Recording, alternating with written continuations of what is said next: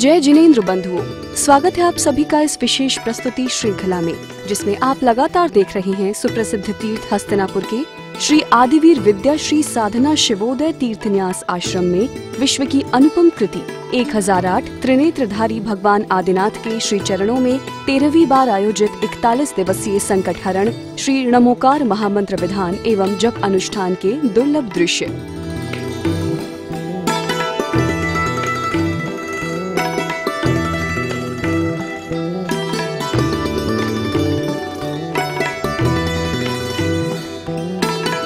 राष्ट्र संत श्वेत पिच्छाचार्य श्री विद्यानंद जी मुनिराज के पावन आशीर्वाद से नमोकार ध्यानी गणिनी आर्यका श्री विद्याश्री माता जी एवं ज्योतिर्विद आर्यका रत्न श्री विधाश्री माता जी के पावन सानिध्य में अनुष्ठान अध्यक्ष एवं संयोजक जिन भक्त बाल ब्रह्मचारी इंद्र कुमार इंद्र भैया जी के कुशल निर्देशन में और बाल ब्रह्मचारिणी रज्जो दीदी, रजनी दीदी एवं संध्या दीदी की उपस्थिति में सानंद संपन्न हो रहा है।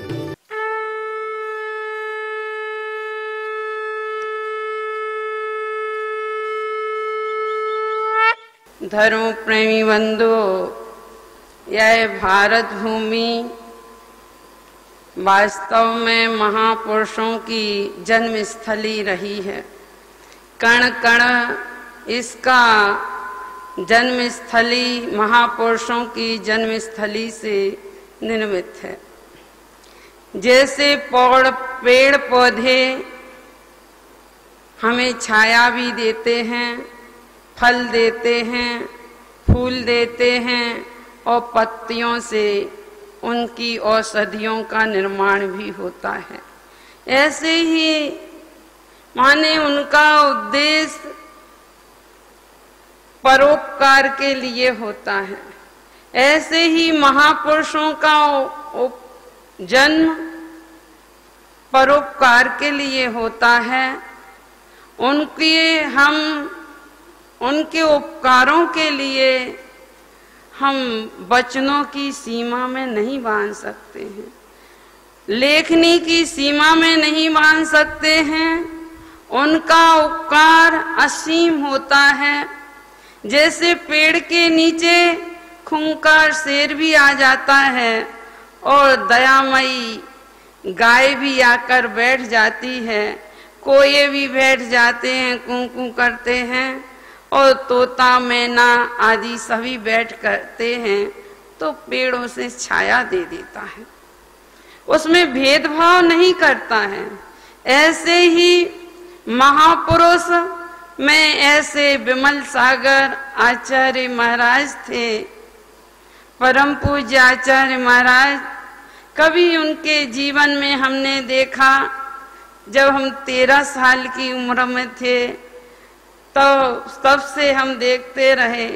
जब हम छोटे थे उनके जीवन में कोई भेदभाव नहीं था, ना स्त्री का, ना पुरुष का, ना गरीब का, ना अमीर का, ना राजा का, ना रंग का, कोई भेदभाव। कोई भी पहुंच जाए, ना जैन अजैन, कोई भी पहुंच जाए, सबके दुखों को दूर करना उनका एकमात्र उद्देश्य रहता था।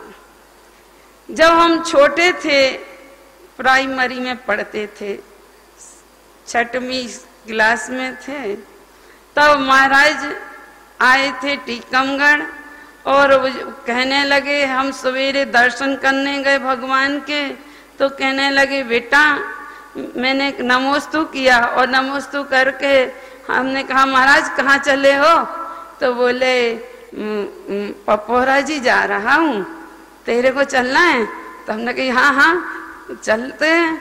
तो हम दोनों को महाराज ने, हमने अपना बैग स्कूल का उसको मालिक के यहाँ रख दिया और जा कर के महाराज के साथ हो गए। महाराज दोनों को अपन बीच में और हम दोनों को अगल बगल में करके और संग को पीछे कर दिया और हमको लेके पपोरा जी गए। सारी वंदना की, आहार वंदना के बाद मैंने चौके में थोड़ा सा सब्जी और फल ये बनाने में थोड़ा सहयोग किया। सहयोग के बाद आहार उनके हुए। आहार के पश्चात जब महाराज जाकर बैठे तो बहुत कस की भूख लगाई थी और हमने मोह उतर गया था महाराज के पास। जैसे ही हम बैठे बोले भूख लग रही है, तो हमने कही बहुत कस की भूख लग रही महाराज। तो इतने में आर के जैन आए और बम्बई वाले, तो उन्होंने 2 सेव फल महाराज के चरणों में रख दिए। जैसे ही रखे महाराज ने दोनों सेव फल को उठाकर और हमको देने के लिए करा, हाथ आगे बढ़ाया। जैसे ही हाथ बढ़ाया और हमने भी लेने के लिए हाथ बढ़ाया, तो महाराज ने कैंची कर दी। एक बड़ा सेव था तो हमको दे दिया, और छोटा सेव था वो छोटी माता जी को दे दिया। तो हमने कहा महाराज आपने तो ये अच्छा नहीं किया। बोले क्यों? अब हम छोटे थे तो कैसे बोला जाता था, इतना विवेक नहीं था। तो बोले क्यों? तो हमने कहा ये बड़ी हैं तो इनको बड़ा सेव फल दे देना था आपको, हम तो छोटे हैं तो हमको छोटा दे देते। बोले समय आएगा बेटा तब तुम्हें सब पता चल जाएगा, सब अनुभव हो जाएगा। और जैसे ही इतने में पिता हमने दोनों सेव फल खाए। बोले पीछे जाके खा ले और कमंडल में से पानी पी लेना। तो हमने अच्छा खा के और कमंडल से पानी पी के, उसका छिलका फिलका था ना, तो हम जैसे ही खिड़की से डालने को हुए तो पिताजी ढूंढते ढांढते हम लोगों को बड़े गुस्से में आ रहे थे। तो हमने कहा महाराज पिताजी आ रहे हैं हमारे, और वे आपसे पूछेंगे तो आप कह देना कि मिल जाएंगी और अभी है नहीं तो अभी हाल नहीं बरस जाएंगे आज से। तो बोले कि ठीक है जाओ तुम पीछे हमारे। तो हम जाके उनकी जो शास्त्र की हलवाई थी ना, तो पीछे बैठ गए। और जब पिताजी ने नमोस्तु किया आके और कहा महाराज मेरी बेटी मिल नहीं रही है और कहाँ गई है मेरे को पता नहीं, आप बताओ कि कहाँ मिलेंगी। तो बोले मिल जाएंगी तुम चिंता नहीं करो पहलवान, वो बेटी हमारी है। तो और नाराज गुस्सा हो गए कि बेटी हमारी है और मिल जाएंगी उनने कहा।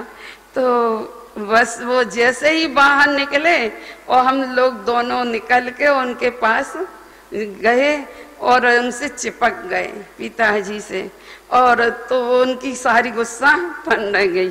और वो उन्होंने खाना लाए थे हमको खिला। हमने कहा मेरा पेट तो इतना भर गया था वास्तव में कि जैसे उन्होंने अमृत पिला दिया हो।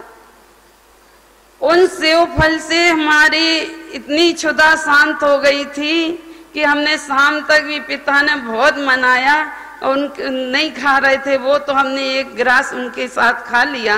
तो उन्होंने भोजन कर लिया पिताजी ने, लेकिन मेरी इच्छा नहीं थी, माने इतना पेट भर गया। और ये अचानक पिताजी जब हमको लेके कि अब हम ले जा रहे हैं इनको घर, तो बोले पिताजी से ये बेटियां हमारी हैं और आगे चल के हमारी ही रहेंगी। तो उनने नमोस्तु भी नहीं किया महाराज को। ऐसा तुमने आपने कहा क्यों महाराज? तो वास्तव में वो निमित्त ज्ञानी थे, लोग कहते थे निमित्त ज्ञानी थे, और मैंने उस समय अनुभव किया कि उतनी सी उम्र में उनने कह दिया हमारे लिए ये मेरी बेटी है। और आगे चल के इस सेव फल का हमने जब रहस्य पूछा तो बोले कि आगे चल के तेरे को पता चल जाए। तो मैं बड़ी बन गई और वो हमारे एक ही मंच पे बैठे थे, दोनों बैठे थे, और हमारे संस्कार पहले हो गए, उनके संस्कार बाद में हो गए। वास्तव में वे करुणा और दया की मूर्ति थे, उनमें कूट कूट कर करुणा दया भरी थी। एक बार जब उनका हम जन्म जयंती मनाने के लिए जब वो पन्ना से निकल रहे थे, मैं ब्रह्मचारिणी अवस्था में थी। उस समय मैंने बहुत आग्रह किया कि महाराज अब तो आप बुंदेलखंड से निकल जाएंगे, एक बार आप हमारी इच्छा है कि आप जन्म जयंती पन्ना में मनना चाहिए। और पीछे समाज पूरी हमारी लगी थी कि आप यहाँ मनवा दो तो हमारा संकलेश, हमारे सब सुखी हो जाएंगे हम सब। तो हम लगे थे, तो महाराज ने हमारा आग्रह भी मान लिया। हम छोटे छोटे तो थे, लेकिन उन्होंने हमारा आग्रह भी सुन लिया और कहा कि ठीक है बेटा, हम तुम्हारे लिए यही स्वीकृति दे दी पन्ना की। जैसे ही स्वीकृति दी, फटाफट वहां के लोगों ने बहुत धूमधाम से बहुत बड़ी तैयारी की थी और सारा मंच संभालने का, सारा मंच बोलने का हमें दिया गया था कि तू मंच का संचालन करेगी। हमने कहा ठीक है महाराज। जैसे ही हमने मंच का संचालन किया, बाद में जब वो बैठे तो चतुर्दशी का दिन था। चतुर्दशी के दिन भक्ति चल रही थी। महाराज जी सारी भक्ति पढ़ रहे थे, तो सब महाराज पढ़ रहे थे, मैं भी पढ़ने लगी। मैं पुस्तक नहीं लिए थी, तो महाराज हमारी ओर देखे ही जा रहे थे। तो मैंने कहा क्या बात हो गई, कोई गलती हो गई होगी। मैंने बाद में महाराज से पूछा, महाराज जी क्या बात हुई, क्या गलती हुई मेरे से? तो महाराज बोले कोई बात नहीं। सब महाराज चले गए, फिर मैंने उनके चरणों में अपना सिर रख दिया। आज आप बताएंगे कि गलती क्या हुई, आप हमें क्यों देख रहे थे? तो बोले कि मैंने बेटा जो तेरा भविष्य देखा है वो हम बताएंगे नहीं तेरे को। तो हमने कहा गुरुदेव मैं सुनने के बाद ही यहीं से उठूंगी। तो उन्होंने एक एक जो हमारी जन्म से लेकर मरण तक की बातें बताई, एक एक स्थिति बताई कि तुम दीक्षा लेगी तो ऐसे ऐसे कष्ट, जिससे दीक्षा लेगी वो ऐसा ऐसा कष्ट तुम्हें देगा। तो हमने कहा महाराज तो मैं दीक्षा ही नहीं लूंगी। बोले दीक्षा तो लेगी तू, लेकिन हमने कही लेकिन क्या होता है? हमने कही महाराज ऐसा आशीर्वाद दो, कष्ट तो जितने आए जीवन में मैं झेल लूंगी, लेकिन मुझे सहन करने की क्षमता दे दो, मैं क्षमता से सहन कर सकूं, इतना आशीर्वाद दे दो। जब ब्रह्मचारिणी थे तो महाराज जी वहां पर सोनागिर में रहते थे, चतुर्मास किया, कई वहां बहुत समय तक रहे। तो जब कहते थे हमसे असिया उषाय नमः, मेरा आशा नाम था ना, तो कभी नाम नहीं लेते थे। जब बुलाना हो तो असिया उषाय नमः, असिया उषाय नमः ये कह देते, तो हम समझ जाते थे आचार्य श्री हमको बुला रहे हैं, और हम पहुंच जाते थे महाराज जी क्या बात है, तो बताते थे। तो बैठ जाते थे पूरी सारी की सारी माला लेके और कहने लगते थे बेटा तुझे कौन सी माला चाहिए? हम कहते माला फाला नहीं चाहिए हमें आपकी, हमें तो आपका आशीर्वाद चाहिए। आप हमें आशीर्वाद दो कि हम अच्छी धर्म की प्रभावना उन्नति करें, अपने इस चारित्र में और ज्ञान में उन्नति करें, वृद्धि हो हमारी। तो कहते थे अच्छा ये आशीर्वाद लेने आई। मैंने देखा उनको कई बार ऐसे जीव आते थे, ऐसी स्थिति में आते थे, मृतक समान लोग आते थे, मर रहे हों कि आज जा रहे कल, लेकिन महाराज जी उनको तो एक फूंक मार के उनको अपना थोड़ा सा कमंडल का पानी देते थे और फूंक डालते थे और ठीक हो जाते थे। मैंने उनका वात्सल्य देखा और बड़ी उनकी साधना देखी। दिन भर तो परोपकार करते थे और रात में उन माला करते थे। आचार्य श्री जब जन्म जयंती के से प्रसन्न हो गए हमारे संचालन से, और जब जाने लगे तो मैंने चरण पकड़ लिए और कहा बाबा मेरे को ऐसा कोई आशीर्वाद दे दो कि जिससे हम उपसर परिसर सहन कर सके। महाराज की गोद में हमने सिर रख लिया तो महाराज ने अपना हाथ हमारे सिर पे रखा और पढ़ते गए मंत्र, पढ़ते पढ़ते और जैसे ही पढ़ा उन्होंने तो हमारा सिर भारी सा हो गया। तो हमने कहा बाबा सिर तो भारी हो गया, आपने क्या किया?